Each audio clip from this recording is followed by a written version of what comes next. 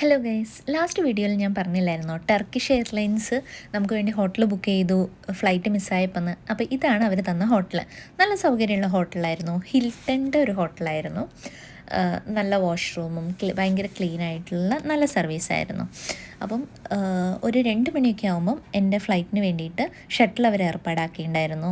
അപ്പം ഞാൻ രാവിലെ 2 മണിക്കൊക്കെ എണീറ്റിട്ട് ഈ ഷട്ടിലിന് വേണ്ടി പോവുകയാണ്. ഈ മൊട്ടത്തലയും ചേട്ടനായിരുന്നു നമ്മുടെ ഡ്രൈവർ. സോ നല്ല ഇരുട്ടായിരുന്നു, വെളിച്ചം വരുന്നേ ഉണ്ടായിരുന്നുള്ളൂ.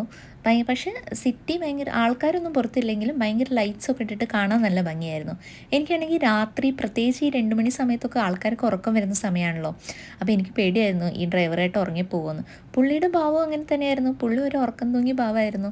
അപ്പോൾ ഞാനിങ്ങനെ കാറിലിരുന്നിട്ട് പാട്ടൊക്കെ പാടുമായിരുന്നു, പുള്ളി ഉറങ്ങാതിരിക്കാൻ വേണ്ടിയിട്ട്.